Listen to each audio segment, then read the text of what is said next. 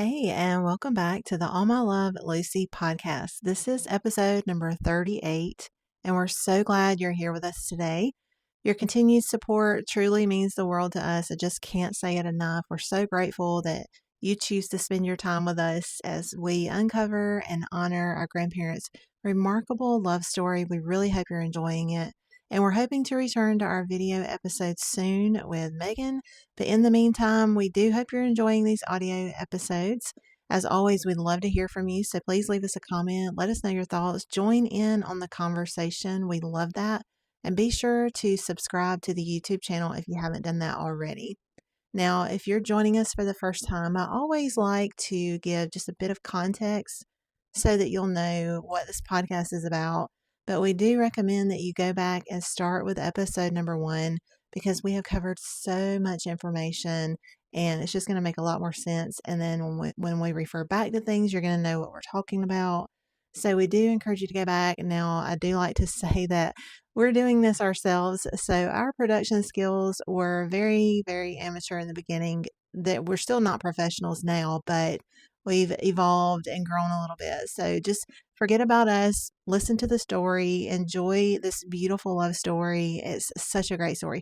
So we hope that you'll go back and listen to from the beginning. But here's just a quick little bit of context. So each week we share a letter written by our grandmother Lucy from London during World War II.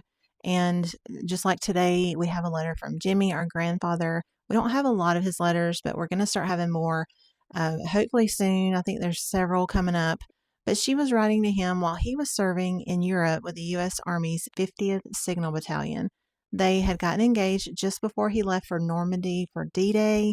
They were fully expecting to be married shortly after that in London, but instead the war kept them apart for nearly 2 long years before he got shipped back to the U.S. and he thought he was going to be coming back to London, but he didn't. And so Lucy could not get to the United States to be with him until much later. So once the war ended and he went to the United States, these letters are from that time period when they were separated unexpectedly and for a very unexpected period of time, which ended up being 2 years.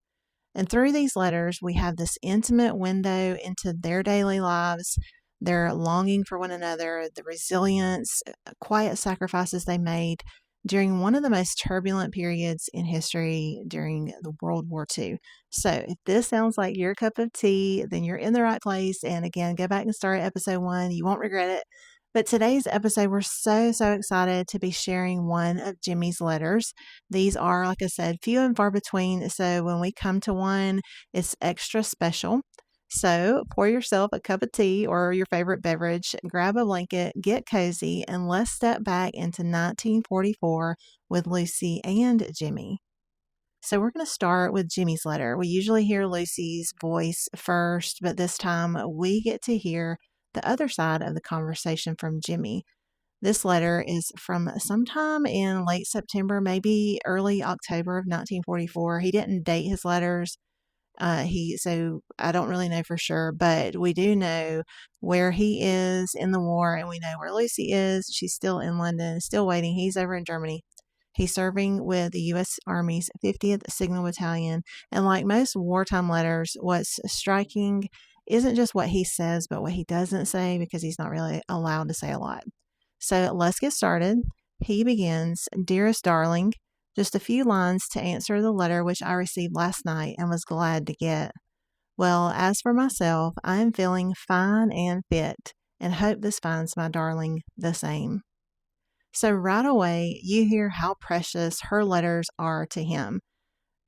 He was so glad to get it, received it last night. There were no phones like we talked about, no quick check-ins, just waiting and waiting, and then relief when someone finally sends you a letter or you finally get the letter they've written. And even though this is just a few lines like he says, it's everything that he can give her in that moment. He's feeling fine and fit, which is a classic wartime sentence. It's reassuring. It's letting her know that he's okay. He doesn't want her back home worrying about him. So whether he was fine or not almost feels beside the point because what mattered was that he wanted Lucy to breathe a little easier, thinking he's okay. He's fine and fit. He goes on to say, I'm glad to hear that the Doodlebugs have just about stopped, and I hope they don't bother you anymore. So this line is telling as far as the date is concerned. So we can look back and we can see that he's responding to one of her late September letters. Now, the Doodlebugs, we've talked a lot about this. I don't really want to keep going deep into what the Doodlebugs were. They were those flying bombs that Germany was raining down on London during the summer of 1944. They had started slowing down at this point. There were not very many more, but then of course there are the V2s that are showing up that has started in September. But to hear them talk about this, the Doodlebugs, he refers to them kind of casually. She refers to them casually when she mentions them. And it just kind of shows the mindset and how normalized the danger of these weapons had become. Even across an ocean, Jimmie is still trying to make sure Lucy's safe. He's thinking about the war and how close it comes to her. And I don't know how much he knew about the V2 campaign that Germany was unleashing at this point. I guess he probably was aware, but I don't know if he realized how close these were getting to where Lucy lived. But this had just started ramping up the V2 campaign. Now, the Doodlebugs, you could hear them coming. The engine was shut off. You had 12 seconds to take cover. But the V2s, the second round, these were they're a different kind of weapon. You couldn't hear them. You couldn't hear them coming. They were terrifyingly real, not in the sense that you heard them coming like the Doodlebugs, but these were terrifying in the fact that you didn't know when they were coming. So a different type of weapon. The very first V2 had struck in London and West London on September 8th, which was just weeks before this letter. And people at first, we talked a little bit about this, that people at first thought that the explosion was a gas main because the weapon was so new and the civilians had not been told what these were yet. So they were told that it was a gas main explosion. In the weeks that followed after the first V2s, these were landing across the city, not just in a single district, but they were landing everywhere, southeast, East London, and beyond. And one of the deadliest strikes that I read about came later, just a little bit later, the next month after this letter, on November 25th of 1944. And we'll talk about that later, closer to that time of the letters that we get to. But one of these hit a crowded Woolworths store, and it killed about 168 people. And we'll dive into that later. But if you know anything about London, and then you know Woolworths would have had a lot of people as a department store. But by the time that this campaign of these V2s ended in March of 1945, hundreds of them had fallen on London and caused major destruction and loss. And so even though Jimmie kind of sounds positive and upbeat about the V1 Doodlebugs not bothering Lucy much anymore, and he hopes they're done, we know that there is much more to come, just in a new form. And so March of 1945, let's see, it's October, November, December, January, February, 5 more months of this. That may not sound long, but when you've got bombs dropping everywhere, that's a long time to live through that. So he goes on to say, you asked me what I thought of the old boy gate crashing into the picture. Well, as long as you think he is a fine fellow, that's all right with me. I know he has been good ever since May the 4th. There's so much packed into this part of the letter. First, the old boy gate crashing. We discovered in a few letters ago that was actually Jimmie himself, the old boy gate crashing. Lucy kept Jimmie's photo in a brooch on her dress or her jacket, whatever she was wearing, and she had his picture on in the portrait that she had made for him. And so she mentions that, and the first time she mentioned it, I didn't know what she was talking about, and then we realized that she was actually talking about Jimmie. And then he gives her that quiet reassurance. He says that he's been good, and from what some of Lucy's letters say prior to this, I think she's kind of been longing to hear this and kind of been needing this reassurance from him because she brings it up a lot. And so he's giving her that reassurance here. Jimmie's reminding Lucy, and maybe even himself, that their commitment is still there even though they're across distance and in this war, he still references May 4th, which was the day that they got engaged. And so I think he's just reminding them both that, hey, we are still together and our commitment is still here. So this letter is short. He closes here with, "Well, darling, I will close for this time. Many thanks for the picture and letters. With all of my love, from your Jimmie." So he thanks her here for the picture she sent, that something tangible, something he can carry with him to look at her when he misses her or feels alone or just needs to see her face. We talked about how important that would be. We talked many times about how these letters weren't just uh, something to pass the time. They were these emotional lifelines. They were these physical objects that traveled through the war zones, and they would get them out and read them over and over. And we can really get a sense of that from Jimmie's perspective here in this letter. And even with everything uncertain, even without knowing when they would see each other again, he signs himself as belonging to her. From your Jimmie. We talked about that, how they were not afraid to say they belonged to each other during this time. And that's just a special glimpse into what love was like and relationships. We can look at that now, and it's a lot different than what it is now. So now we're going to transition into Lucy's letter, which is dated October 12th, 1944. And she starts, and you can really get a sense of the difference in how he writes and how she writes.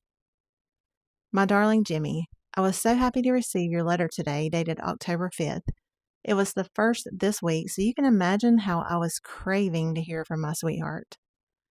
That word craving really stands out there. Craving, when you think about craving for something, you can really kind of feel what she's feeling here. She's not just missing him. She's counting the days. She's counting the letters. It had been a week since she had heard from him. And when you're living through wartime London, that silence had to feel so enormous.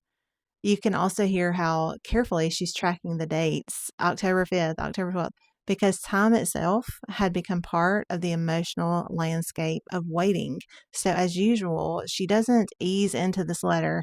She starts exactly where she's been living, and that is waiting for the mail. She's always waiting for the mail. She goes on to say, "On Tuesday, when I was fire watching after work, I wrote to you, and I went to sleep for a few hours, and I had a lovely dream about you. And in my dream, I was showing you the pictures I took of you. And even when I woke, I was still very happy because it was such a vivid dream, and I could remember every detail." Lucy first mentions fire watching in her letters, and she mentions this almost in passing. By now, we know that it was part of her routine. It was long hours. She just kind of mentions it casually, but she was watching for incendiary bombs on rooftops after work. So this is a big deal. And so in the middle of her exhaustion, she still takes time to write to Jimmie, and she's thinking of him. Then she goes to sleep and she's dreaming of him. And what I love about this, or what gets me about this, is how real that dream was to her. And even after she wakes up, the happiness in that dream lingers with her. And we've all been there, right? We've all had those dreams that feel so incredibly real that you wake up feeling like you were actually there, wherever it was, whoever you were with in the dream. You feel like you were actually there. It's such a part of, I guess, being human, to kind of borrow that joy from a dream when your real life won't allow whatever it is quite yet or ever. And so you kind of borrow that from your dreams, something that's been on your mind for a long time. And as Lucy's thoughts were obviously consumed with being reunited with Jimmie, then it's no surprise that she had dreams like this, and I'm sure she had them often. Now, I took a little pause because the room that I'm recording in, you can hear my roosters crowing. And I was trying to wait to see if they would stop, but they will not stop. So I'm going to go on. If you hear that noise, just ignore it. So she continues with her letter. "Oh, darling, when you do come back, I shall go mad with joy and want to dance all around the room and never stop kissing you. Fancy it's been 5 months since you went away, but you have never once been out of my thoughts. And tonight, as I write this, I picture all the lovely times we had together, when I used to sit on your knee and you used to stroke my face and hold me close. I understood how much you loved me without your telling me with words.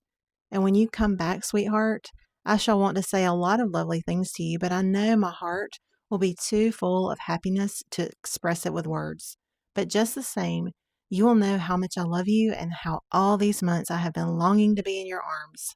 Oh, my dear love, it's going to be heavenly and is something worth waiting for. Lucy doesn't hold back at all here. She says, I shall go mad with joy, dancing, never stopping kissing him. This isn't restrained or polite. It's her expressing the physical, the emotional, and the completely alive, how she's going to feel completely alive when she sees him. And that's very important. And for her to express this, I love how she expresses herself, and she's not afraid to tell him how she feels. She's also marking the time, 5 months since she went away. She's probably marking down to the day, 5 months and 3 days. Or yeah, she's probably marking down to the day, but she's marking this time that they've been apart. And instead of letting the distance really get her down, though, she really fills her days with memories, and she's telling him in the letter and filling this letter with those memories, reminding him of how much she loved sitting on his knee and his hand on her face and being held close by him. And what's especially beautiful is how she talks about that love without words. She says she understood how much he loved her without him even having to say it. And that when he comes back, she's probably not going to be able to find the words either. So love for her is in the presence of someone. It's of that physical touch. It's of being there for each other. And so she really tells us how a lot about her emotions here. And that last line, she says, it's something worth waiting for. It kind of feels like kind of a act of maybe defiance against the war, against the time they're apart, against the fear that comes with them not knowing when you come back, when that will be. And even though they don't really know when it will be, Lucy's already living there in her mind. And I'm sure that's how she gets through her days. That's how she makes it and endures without him. Is she just is in her mind. She's planning a future. She's already there. She's already can't wait. She's imagining him walking through her door and her being so excited that she dances and is just mad with joy. So she continues, I'm sorry your letter from home did not arrive in time for your birthday, but they all seem to be held up a long time, and I do hope none of them get lost in the post.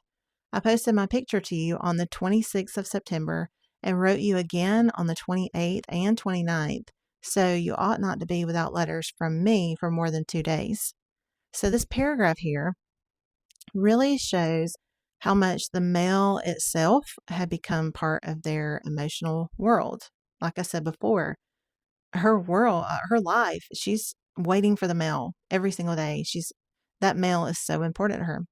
But letters didn't move directly from hand to hand. And I just recently paid attention to this part of their letters. On their envelopes, Jimmie's address that Lucy sends her letters to is New York, New York.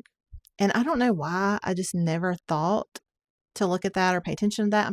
I'm sure I've probably seen it before and just not really given it much thought to think that her letter, they had to go through military post offices. They had to go through multiple sorting points, but then they also her letters had to go across the ocean and back, and then across the other ocean. But it's just blows my mind to think how far these letters had to travel just to get to them.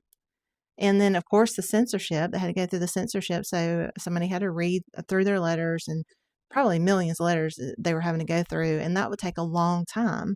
So Jimmie's letters, of course, would have been read before they could be sent on. And they were sometimes delayed and sometimes cut or just slowed down because the post offices were no longer in existence. Or there's so many reasons that they could be delayed. And of course, the same could happen to Lucy's letters going to Jimmie. So when Lucy says she hopes that none of them get lost in the post, that's not a casual worry. Lost letters were a real thing and a common thing, but it also meant lost reassurance for both of them. It's a big deal. Lost proof that the other person was still alive or still thinking of them or still in love with them or still safe. And so I love how detailed also that she is as she lists the dates of her letters. She's like, okay, you should have one from September 26th, the 28th, and the 29th. Almost like she's kind of building a paper trail to make sure he knows if any of them are missing. So this reflects something very real about wartime correspondence. When she says, you ought not to be without letters from me for more than 2 days, she's just telling him, look, I am writing you every other day almost, so you should be getting these letters.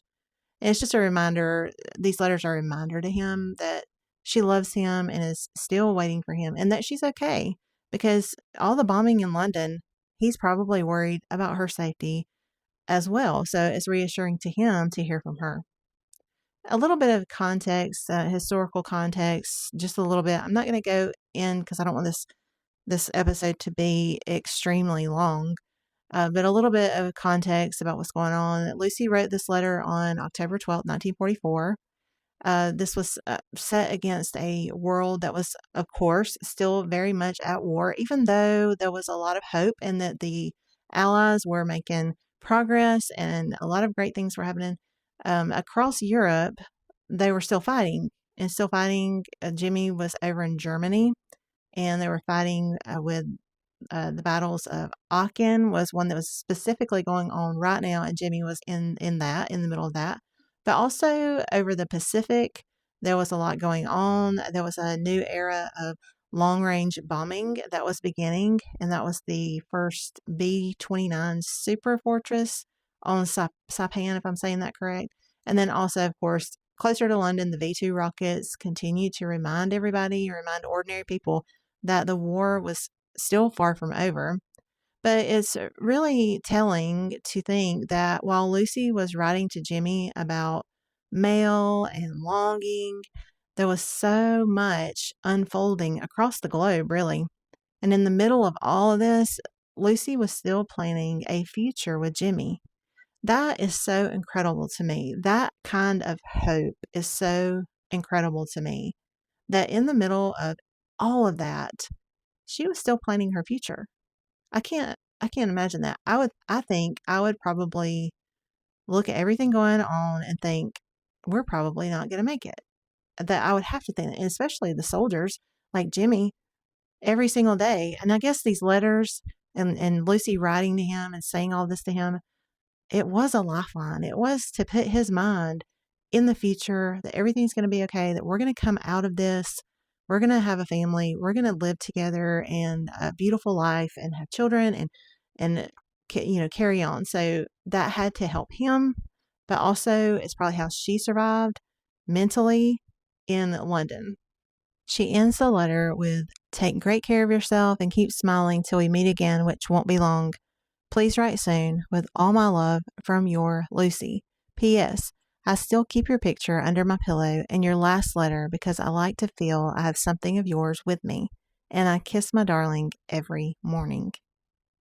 When she says, keep smiling till we meet again, which won't be long, that line carries so much hope, the hope we've been talking about, but it also breaks my heart for them. Because as she's writing this, she truly believes that their reunion is close. They're going to be together soon and that the waiting is nearly over. And it's really heartbreaking because this is one of those moments where we as listeners and readers, we know something that she doesn't, and that it's actually going to be another year and a half before they are reunited. Another 18 months of letters, of waiting and imagining and hoping and longing. And then there's where she says in the P.S., Lucy tells him she keeps his picture under her pillow, that she holds onto his last letter and kisses him every morning. These are small private rituals, but they're also acts of endurance, like what I was talking about. This has to be a, not psychological trick on herself, but it has to be some sort of endurance exercise. She's turning the paper and ink into closeness to Jimmie. She's turning his absence into presence by imagining him walking through the door. And She really believes, too, that their separation is almost over, but we know it isn't.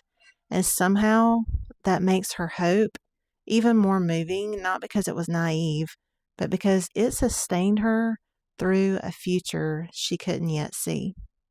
So, as we come to a close on this episode, we can think back. Jimmie's letter was steady and guarded and kind of brief, but he still reassures her and he sticks to what is safe for him to say, that his letter is going to get through the censor. But Lucy's letter is quite the opposite. It's open and full of emotion and memory and longing and excitement.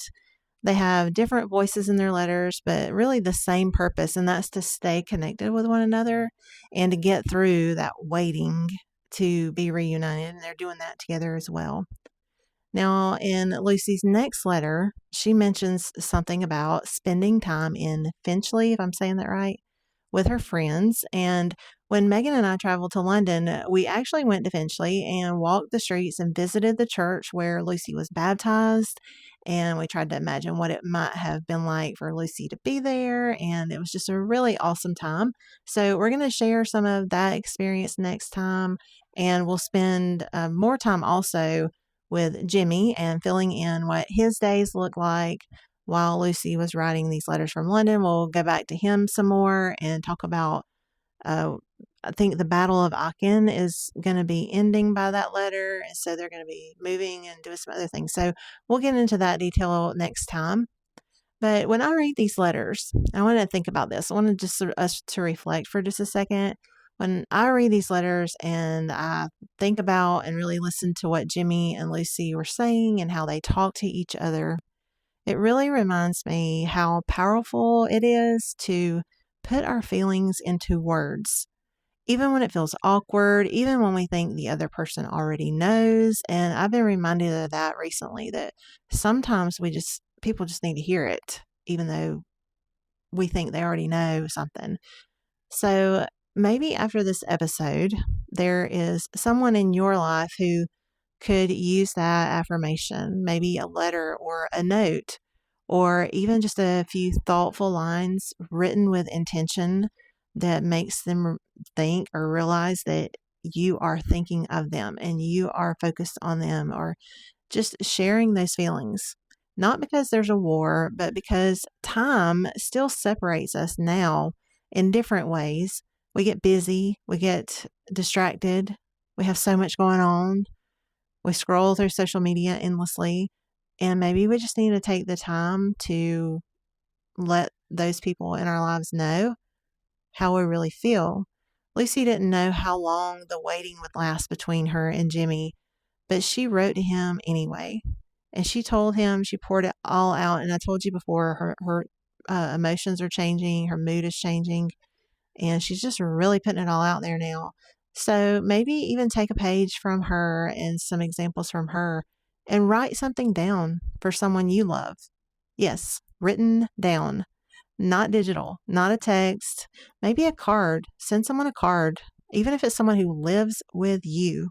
Maybe write them a letter, something that they can hold on to, because one day, we don't know the future, but one day that might be the thing that they keep under their pillow to stay close to you. And if you're enjoying this journey through Lucy and Jimmie's story, we would love for you to stay connected with us by subscribing to our YouTube channel. As I said in the beginning, make sure you hit that little notification bell so that you do get notifications when we upload new content. And we share our episodes, some photos, and special moments from the letters on YouTube. We also share a little bit more personal things on Facebook and Instagram, so you can find us there. They're all All My Love Lucy podcast, and we have some behind the scenes content on our social media, images from the archive of Lucy and Jimmie's life, and updates on upcoming episodes. Your support truly means the world to us. I said it in the beginning, but I really, really mean it. And your support helps us keep this story growing. So thank you for being here with us and for keeping Lucy and Jimmie's story alive. And as always, I'm going to end with an uninterrupted reading of Lucy's letter. So until next time, enjoy.